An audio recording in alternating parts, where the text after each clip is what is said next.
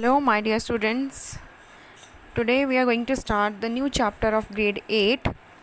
The title of the chapter is Children of India, written by Ruskin Bond. Dear students, Ruskin Bond is the author of several best selling novels and collection of short stories, essays, and poems. In short, if we can say, you will get Ruskin Bond's chapter in every standard starting from 6th, 7th, 8th, 9th, 10th and up to 12th, because he is also known as children's author. Students, this is really a very beautiful chapter where Ruskin Bonds talks about all those children who go to school and how they go to schools. Nowadays, children are really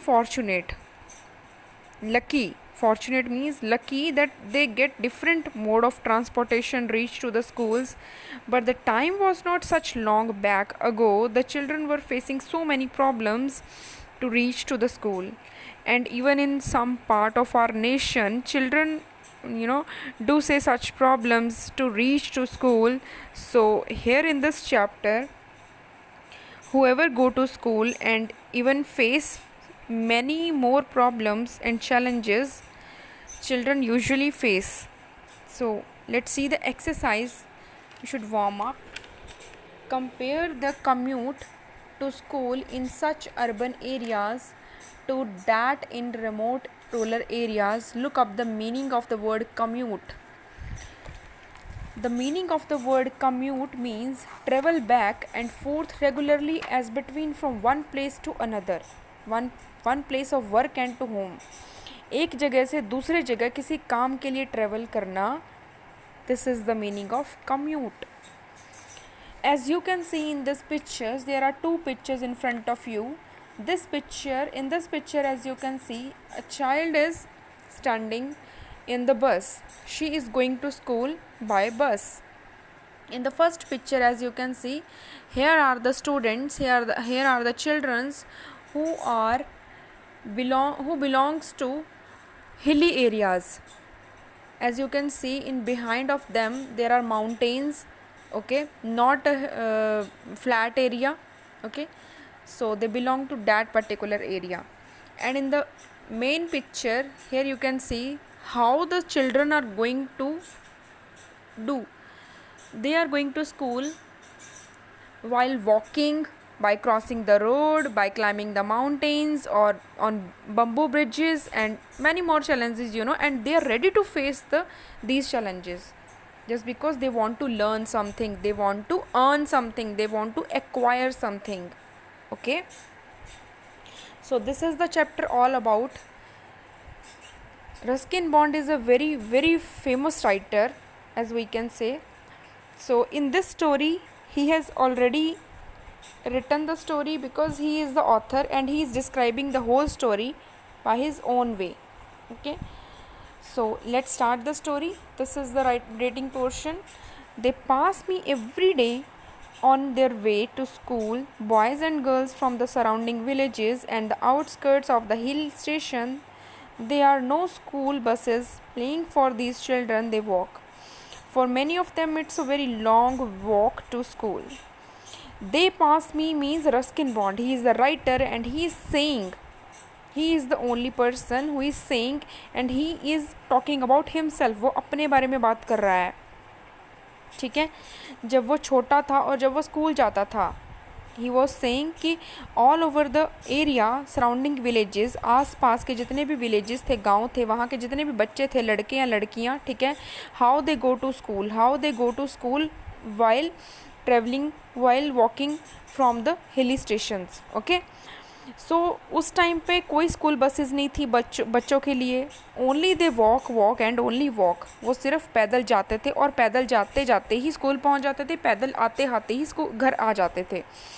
ठीक है, तो कुछ तो ऐसे बच्चे थे जिनका walking distance बहुत ज़्यादा लॉन्ग था, स्कूल से घर, घर से स्कूल, मतलब they walk and walk. Okay, so Ranbir who is 10, Ranbir जो 10 साल का है, has to climb the mountain from his village 4 miles distant and 2000 feet below the town level.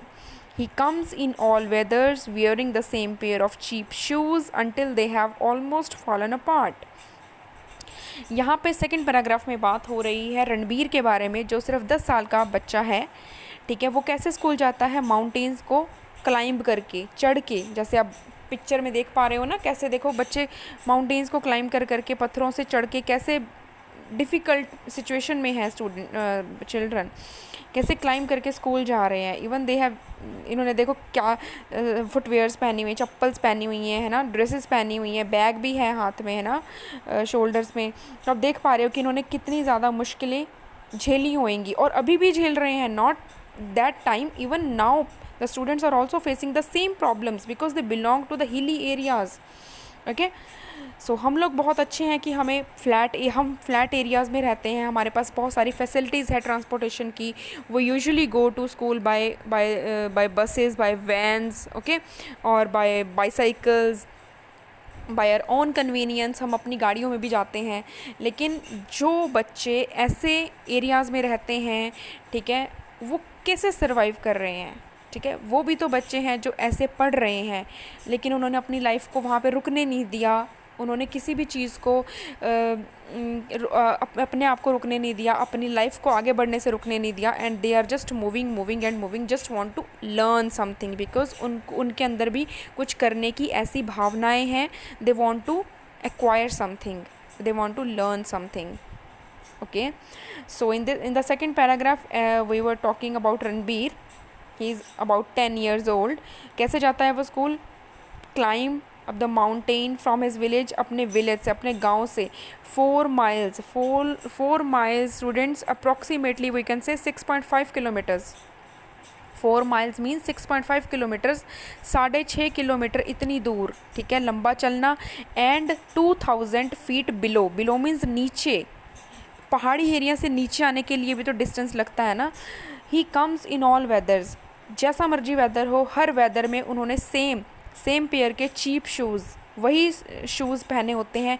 जब तक वो पूरे तरीके से फट नहीं जाते, टूट नहीं जाते, तब तक वो उनको पहनते हैं, ठीक है। Ranbir is a cheerful soul, बहुत ही चीयरफुल पर्सन है वो, बहुत ही ज़्यादा active. Like he waves to me whenever he sees me at my window, वो मुझे ऐसे वेव करता है, जैसे हम बच्चे हाथ नहीं लाते, वेव करते हैं बाय बाय ऐसे। Like he waves to me, वो मेरी तरफ ऐसे वेव करता है, हाथ हिलाता है जब भी वो मुझे विंडो से देखता है।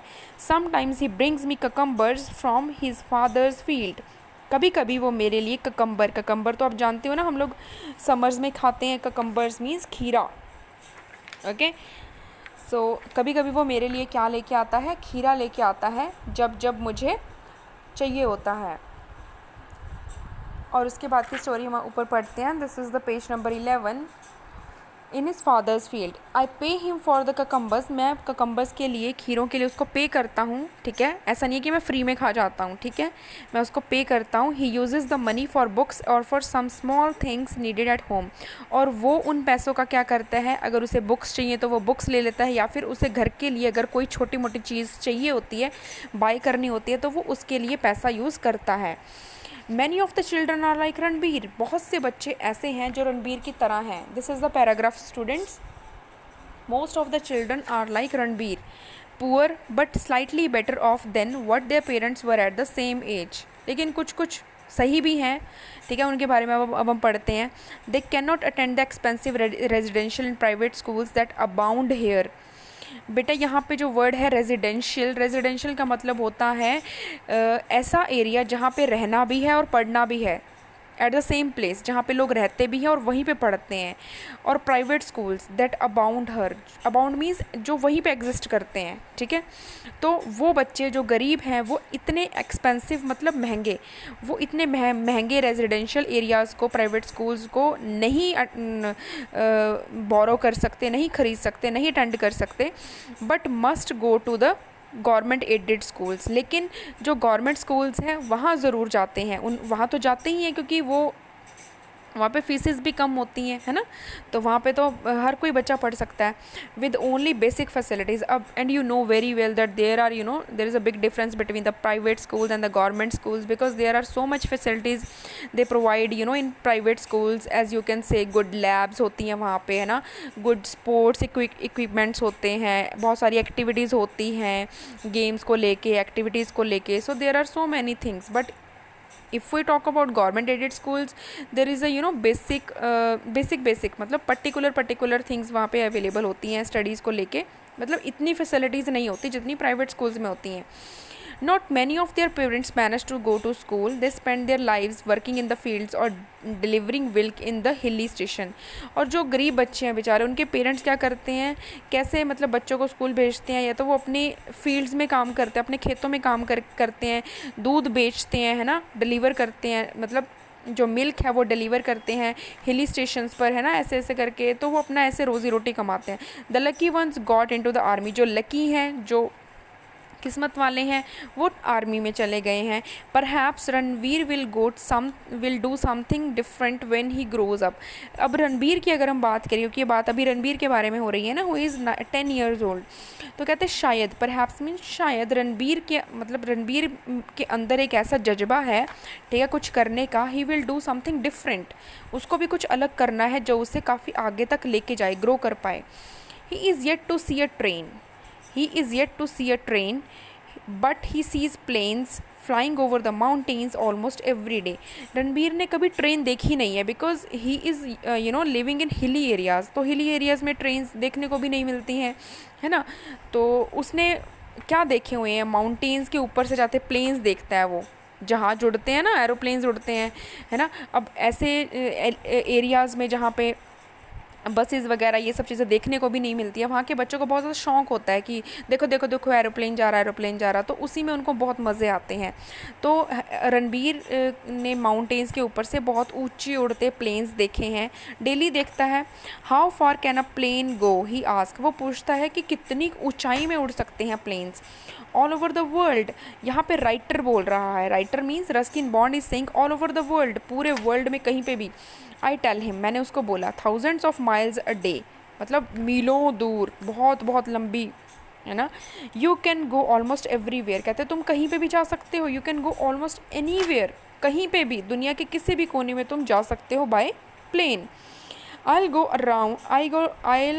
around the world one day. He was, बेटा यहाँ पे was, यहाँ पे वर्ड है ना VOYS, यहाँ पे एक वर्ड है, here is the word VOWS, was, इसका मतलब होता है अपने आप से प्रॉमिस करना या फिर किसी को वर्ड्स देना, है ना। I'll go round the world one day, मैं भी एक दिन दुनिया की सैर करूँगा, ठीक है, वो अपने आप से एक प्रॉमिस करता, अपने आप को वर्ड्स देता है। I'll buy a train and go everywhere, कहता मैं अपना खुद का प्लेन ख़रीदूँगा और मैं कहीं पे भी जा सकता हूँ, मैं कहीं पे भी जाऊँगा। And maybe he will, शायद वो जाएगा भी। He has determined chin and a defiant look in his eyes. Determined का मतलब होता है एक दृढ़ निश्चय, जी करना ही करना है। हमारे अंदर कभी कभी डिटर्मिनेशन ऐसी आती है कि हमें वो चीज़ करनी होती है, हमारे अंदर एक ऐसा वो आ जाता है किसी भी चीज़ को करने का दृढ़ संकल्प, जिसको हम कहते हैं, ठीक है। उसके फेस पे वो चिन पे वो डिटर्मिनेशन दिखाई दे रही है राइटर को, रस्किन बॉन्ड को, ठीक है। और डिफिएंट लुक इन हिज आइज़ का मतलब होता है करेजनेस मीन्स उसके अंदर वो सब दिखाई दे रहा है कि हाँ ये कर सकता है, ठीक है। अगर बातों से लग रहा है, उसके फेस पे लग रहा है, तो दैट मीन्स वो ज़रूर करेगा। एक ऐसी पॉजिटिविटी राइटर को, रस्किन बॉन्ड को, रणबीर के फेस पे दिखाई दे रही है, because he was very ambitious. उसको बहुत ज़्यादा उसके लाइफ में एम्बिशियस थे वो, मतलब एस्पिरेशंस बहुत ज़्यादा थे, which he has in small age. वो छोटी सी उम्र का था, लेकिन फिर भी उसके अंदर बहुत कुछ करने का एक जज्बा था। Up to a few years ago, very few girls in the hills or in the villages of India went to school. अब हम अगर बात करें विलेजेस की, तो बहुत पुराने सालों में मतलब बहुत से कम ऐसी लड़कियां होती थी जो स्कूल जाती थी। क्या होता था पहले कि बहुत सी लड़कियां अपने मतलब विलेजेस में, इंडिया में, मतलब कम ही जाती थी, नहीं जाती थी। क्या करती थी वो, they helped in the home until they were old enough to be married. क्या अगर वो स्कूल नहीं जाती तो क्या करती थी, अपने घर में अपने मम्मी पापा की हेल्प करती थी काम करने में, और जब तक उनकी शादी की उम्र नहीं हो जाती थी तब तक वो काम ही घर में करती थी। But there are now just as many girls as there are boys going to school. But आज के दिनों में time has gone be changed ना, सो जैसे बॉयज़ जाते हैं स्कूल वैसे गर्ल्स भी स्कूल जाती हैं अब। So there is a big change. In the next line, here it is. Bindra is something of an extrovert. अब बात हमने किसकी करी, पहले राइटर की करी रस्किन बॉन्ड के बारे में, फिर उसका फ्रेंड था रणबीर उसके बारे में करी। अब हम बात कर रहे हैं the third character is Bindra. Bindra is a girl जो एक्सट्रोवर्ट है। समथिंग ऑफ एन एक्सट्रोवर्ट का मतलब होता है एन एनर्जेटिक हैप्पी पर्सन, जो कि बोलने में दूसरों से बात करने में कॉन्फिडेंट है। ठीक है, समझ आया एक्सट्रोवर्ट का मतलब क्या होता है? This is the word extrovert, something of an extrovert. Active, confident. Confident 14 years old who chatters away as she hurries down the road with her companions। 14 years की गर्ल है, 14 साल की गुड़िया 14 years गर्ल है, बिंद्रा उसका नेम है। She is the girl as you can see in the picture, she is Bindra. ठीक है, ये लड़की 14 years की है, बहुत एक्सट्रोवर्ट है, एनर्जेटिक है, हर काम को बहुत ही सलीके से करती है और कॉन्फिडेंट है अपने काम को लेके, जो भी करते हैं बहुत तरीके से करती है। और दूसरी बात, who chatters away as she hurries down the road with his companion. जैसे ही वो अपने कंपेनियंस अपने साथियों के साथ, मेट्स के साथ होती है ना, अपने फ्रेंड्स के साथ होती है, तो काफ़ी ज़्यादा पसंद करती है कि बोलना, टॉक्स अ लॉट, बहुत ज़्यादा बोलती है। ठीक है, बात करने में बहुत ज़्यादा एक्सट्रोवर्ट है। और अपने कंपेनियन के साथ जब होती है डाउन द रोड, जब वो स्कूल के लिए जाती है, कभी कहीं भी जाती है, तो वो काफ़ी ज़्यादा बात करती है। Her father is a forest guard, उसके फादर जो है वो फॉरेस्ट गार्ड है। And he knows me quite well, और वो मुझे कुछ जानते हैं। राइटर अपनी बात कर रहा है ना, क्योंकि राइटर खुद की स्टोरी बता रहा है, तो वही कह रहा है कि वो मुझे कुछ जानते हैं। I met him on my walks through the deodar woods behind Landour. बेटा दिस इज़ द वुड्स, देवदार की लकड़ियाँ होती हैं, और यहाँ पे लैंडोर जो है वो एक स्मॉल टाउन है, ना नेम है टाउन का। ठीक है, तो मैं उससे कब मिला था, उनके पापा से कब मिला था, जब मैं वहाँ से गुजर रहा था, तो उस टाउन में मैं उनसे मिला था एक दिन। And I had grown used to seeing Bindra almost every day. When she did not put in an appearance for a week, I asked her brother if anything was wrong. मैं काफ़ी बार उसको देखता था जब वो जाती थी, आती थी, काम करती थी। ठीक है, मैं उसको जानता था, उसके फादर को जानता, तो मैं उसको देखता रहता था। एक दिन मुझे जब काफ़ी दिनों में वो दिखी नहीं, कम से कम ऑलमोस्ट एक हफ्ते तक जब मुझे बिंद्रा नहीं दिखी, राइटर खुद कह रहा है, रस्किन बॉन्ड इज सेइंग कि जब मुझे काफ़ी दिनों तक वो नहीं दिखी, तो मैंने उसके भाई से पूछा, I asked her brother if anything was wrong, कुछ ठीक है सब कुछ। Oh nothing he says, oh nothing he says, she is helping my mother cut the grass. उसका भाई क्या बोलता है, कहते नहीं नहीं कुछ भी नहीं, वो घर में अपनी मम्मा की, यानी कि मेरी मम्मा की हेल्प करती है ग्रास को कट करने में। Soon the monsoon will end, जैसे ही मानसून सीज़न ख़त्म हो जाएगा, the grass will dried up, जो घास है वो सूख जाएगी। So we cut it now, हम उसको काट देते हैं ताकि हम उसको स्टोर कर सकें विंटर्स के लिए, काओ के यूज़ में आने के लिए, क्योंकि काउस घास खाती है ना, तो विंटर्स में काउस के लिए यूज़ हो जाए, तो हम उसको स्टोर करके रख देते हैं। And why aren't you cutting grass too, तुम क्यों नहीं ग्रास काटते? Oh I have a cricket match today, मेरा आज क्रिकेट मैच है, वो कहता है। And hurries away to join his teammates. ठीक है, unlike his sister he puts pleasure before work, वो कहता है आज मेरा क्रिकेट मैच है, ठीक है, और मुझे जल्दी है उनको ज्वाइन करने की। ठीक है, मैं अपने टीममेट्स को ज्वाइन करना चाहता हूँ और मुझे जाना होगा। Unlike his sister he puts pleasure before work, जैसे उसकी सिस्टर जो थी काम के लिए बहुत ज़्यादा खुशी फील करती थी ना, बिल्कुल ऐसे ही। So students, I think this is enough for today. Okay, rest of the story we will discuss in the next class. I hope you have enjoyed this chapter. Please read the chapter carefully, and the words which are not cleared, which are doubtful, please ask to me. Okay, so this is the chapter. Word meanings we will discuss after the chapter. Okay, so take care of yourself.